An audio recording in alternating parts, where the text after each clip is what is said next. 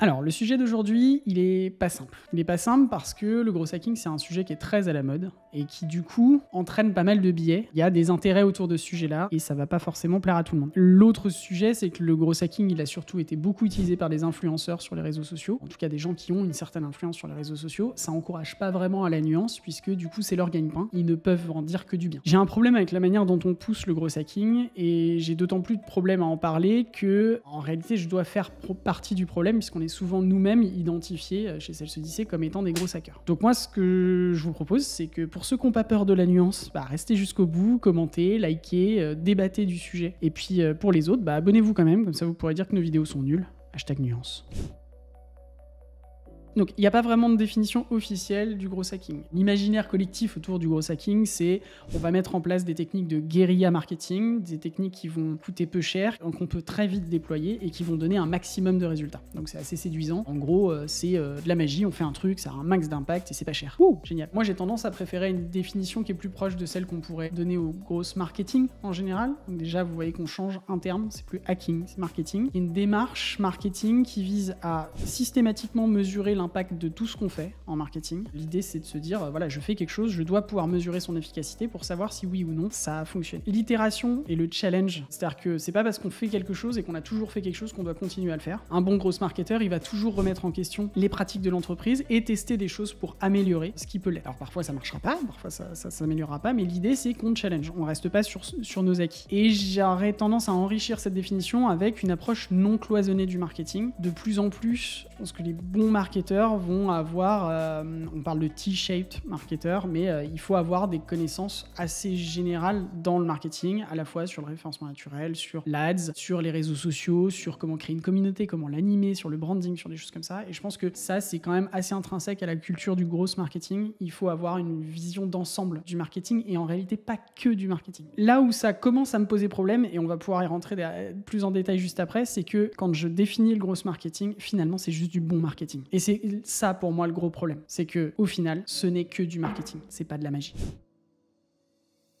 Alors on y vient. Pourquoi le gros hacking me sort par les yeux? Si on reprend la définition qui est couramment utilisée et véhiculée en fait sur les réseaux sociaux notamment, c'est un ensemble de techniques de marketing un peu magiques qui permettent instantanément des résultats exceptionnels. Je force pas le trait, c'est exactement ça qu'on voit sur les réseaux. Quand on a des posts qui vont dire regardez en 5 minutes sur le compte ads de mon client, j'ai multiplié son ROI par 500, j'exagère à peine. Mais c'est aussi ce qu'on lit dans les offres d'emploi. Lire une offre d'emploi gros hacker, c'est assez magique. Le gros hacker, c'est tout faire, absolument tout et très très vite. Surtout, et pour pas trop cher. Forcément, avec ce genre de définition, tout le monde voit midi à sa porte. Ce qui fait qu'en gros, le gros hacking, suivant la personne qui va en parler, c'est de l'ADS, c'est de l'automatisation, c'est utiliser des outils no-code, et il y a un super bonus pour ceux qui automatisent grâce à des outils no-code la création de landing page pour de l'ADS. Mais globalement, c'est ça. C'est assez chouette, hein, j'ai envie de dire youhou. Le truc, c'est que je vois vraiment pas le rapport, en fait. Je vois pas le rapport, ça n'a rien de nouveau. Donc au final, le gros hacking, c'est quoi? Si c'est de l'ADS, ça existait déjà. Si c'est des outils no-code, en réalité, les outils no-code, ça rend juste plus accessible des choses qu'on savait déjà faire. L'outil no-code, c'est pas une fin en soi. C'est excellent, hein, et nous, on en utilise plein, c'est pas le problème. Vraiment, j'ai du mal à comprendre, en fait, pourquoi tout ça se revendique du gros hacking. Mon problème, finalement, ça se résume assez simplement au fait que c'est un mot tarte à la crème qui ne veut strictement rien dire. Vous allez me dire, au final, on n'a qu'à juste n'en avoir rien à faire. Et c'est vrai. Sauf que ça pose un énorme problème à long terme, c'est que cette image qui est véhiculée autour du gros hacking, ça encourage les entreprises à chasser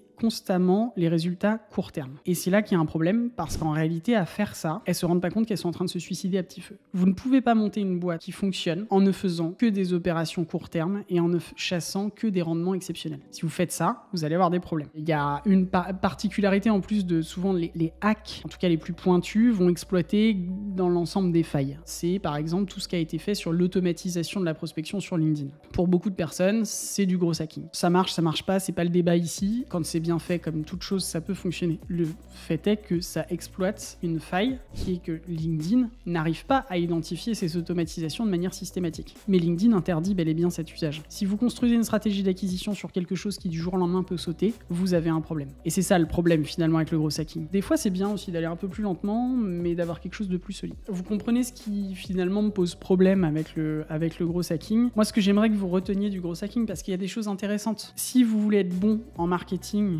aujourd'hui, il va vous falloir avoir une approche globale du marketing. Le marketing, c'est pas le PowerPoint, je réfléchis à la stratégie de produit, puis le reste, on s'en tape. Un bon marketeur aujourd'hui, il est capable, grâce à des outils de no-code par exemple, d'aller dans la technique. Il est capable de mettre en œuvre des stratégies très rapidement et de les tester. Et je pense qu'un bon moyen aussi d'avoir une approche globale du marketing, c'est de ne pas s'occuper que de l'acquisition, que de la rétention, que de la fidélisation. Il faut vraiment avoir une vue d'ensemble sur le funnel d'acquisition. Il y a un bon framework là-dessus, qui est une bonne base, je pense, pour les grosses marketeurs en devenir. C'est le framework AARRR. On vous mettra un lien dans la description. On a un article sur le sujet. Je pense qu'un bon marketeur aujourd'hui, grosse marketeur ou marketeur, c'est la même chose, ne doit pas être dogmatique. C'est-à-dire que l'idée, c'est pas de dire « Ah non, mais en ce moment, il n'y a que ça qui marche » et de s'intéresser que à ce qui marche pour les autres. Le bon gros marketeur, c'est celui qui comprend que chaque entreprise a des particularités qu'on ne peut pas voir au premier abord et que du coup, il faut systématiquement tester de nouvelles approches pour trouver celles qui fonctionnent pour la boîte qu'on essaye de faire grossir. C'est hyper important de comprendre ça. Ne soyez pas dogmatique. C'est pas la prospection, ça marche à tous les coups,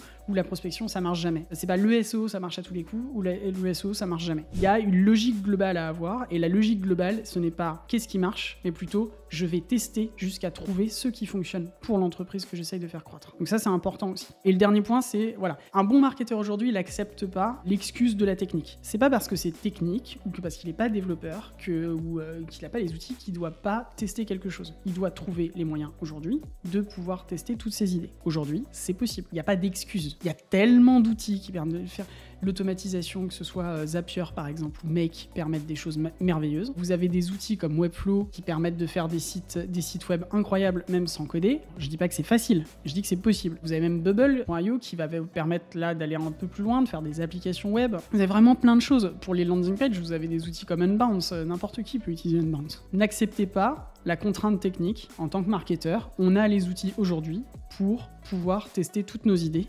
qu'importe qu'on soit développeur ou pas. Faites attention de ne pas systématiquement privilégier des résultats rapides qui seront souvent aussi assez fragiles. Quand on se focalise que sur un rendement immédiat et exceptionnel, en réalité on court après une chimère. Alors je vais prendre une image, certains trouveront qu'elle est tirée par les cheveux, vous me direz ce que vous en pensez en commentaire, mais si vous cherchez que des rendements exceptionnels à court terme, vous vous privez de la 8e merveille du monde. Alors ceux qui parmi vous ont quelques bases en finance, vous savez que la 8e merveille du monde, c'est les intérêts composés, et les intérêts composés, ce n'est pas quelque chose qu'on retrouve que dans la finance. Il y a un certain nombre de choses que vous allez faire pour développer une entreprise en marketing qui donnent des résultats faibles, mais sur lesquels on capitalise. C'est-à-dire qu'à chaque fois qu'on fait un effort, ça ajoute du résultat. Et en fait, même si au départ c'est lent, la magie des intérêts composés fait que si vous le faites suffisamment longtemps, vous allez avoir une montagne de performances que vous ne serez incapable de répliquer. Le bon exemple, par exemple, de ça, c'est le SEO.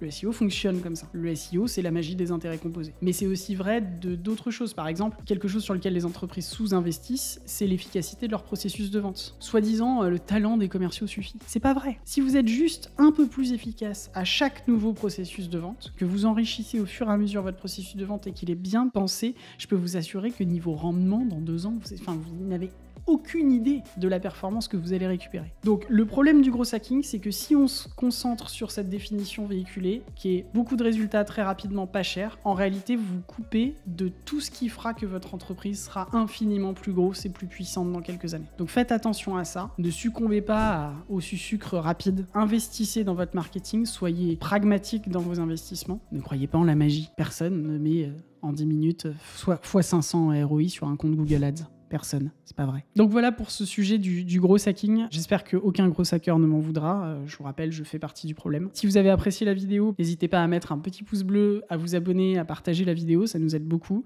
Si vous ne l'avez pas aimé, abonnez-vous. Partagez-la pour dire que c'était nul, ça ira très bien. Et puis n'hésitez pas à me contacter, mes DM sont ouverts sur LinkedIn, généralement je suis assez réactif. Ça me fait toujours plaisir d'échanger sur ces sujets-là.